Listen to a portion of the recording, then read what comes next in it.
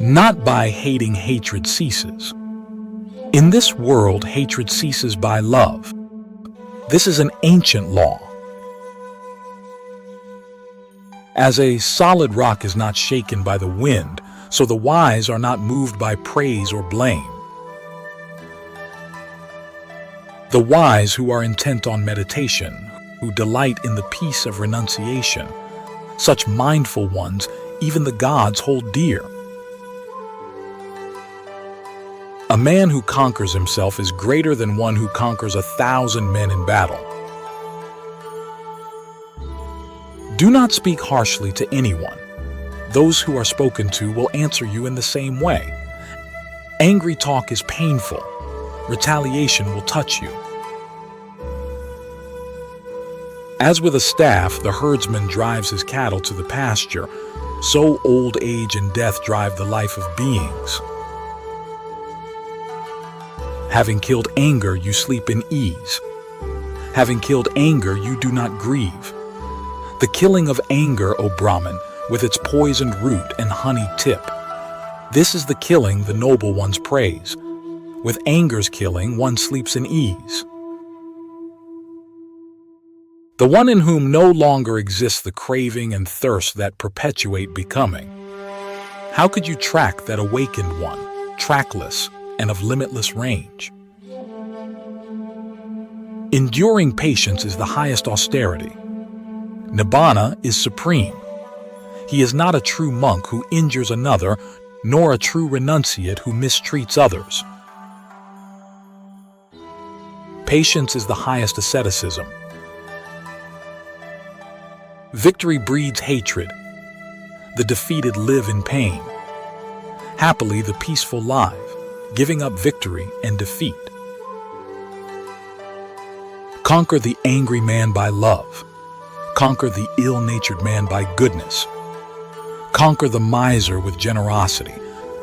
Conquer the liar with truth. Let a man overcome anger by love. Let him overcome evil by good. Let him overcome the greedy by liberality, the liar by truth. Victory gives birth to hate. The defeated sleep in anguish. Happily, the peaceful live, discarding both victory and defeat. With the relinquishing of all thought and egotism, the enlightened one is liberated through not clinging. Cultivate patience and tolerance, for it will protect your mind from the poison of anger and hatred. One should patiently endure harsh words as one would patiently endure a verbal attack. One should endure patiently in order to obtain enlightenment. Even if others speak ill of you, slander you, or falsely accuse you, in no way are you to justify your anger. If you can endure this, you have developed patience. When faced with worldly conditions, the wise are neither elated nor cast down. Their feelings are detached and their mind is secure. Patience is the greatest protection against all dangers, as well as an unyielding strength. Monks, even if bandits were to sever you savagely limb by limb with a two-handled saw, he who gave rise to a mind of hate towards them would not be carrying out my teaching. As an elephant in the battlefield withstands arrows shot from bows all around, even so shall I endure abuse. Patience is the highest resolve. Nibbana is supreme. Patience, persistence, and diligence are the greatest allies in overcoming the defilements. A person of patience without anger is not perturbed when spoken to harshly. Like a great city wall, he endures. Monks, there are these three forms of strength. What three? The strength of wisdom, the strength of energy, and the strength of patience. These are the three forms of strength. One who endures abuse with patience, without anger, and with a mind of loving kindness, such a one I call a true Brahmin. The practice of patience, when faced with abuses, is a great asceticism. It is a true spiritual discipline. Monks, there are these 10 things that, when arising, are obstacles to concentration. What 10?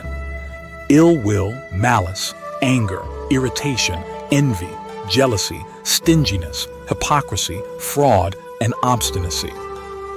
These 10 things, when arising, are obstacles to concentration. This was said by the Blessed One, said by the Arahant. So I have heard. Monks, one who endures is praised by the wise, and not one who retaliates. For one who clings, motion exists. But for one who does not cling, there is no motion. Where no motion is, there is stillness. Where stillness is, there is no craving. Where no craving is, there is neither coming nor going. Where there is neither coming nor going, there is no arising nor passing away. Where there is neither arising nor passing away, there is neither this world nor a world beyond, nor a state between. This, verily, is the end of suffering. Thank you for watching. If you like it, do not forget to subscribe to our channel, turn on notifications, leave comments, and share with fellow truth seekers. Wishing you good health and inner peace every day.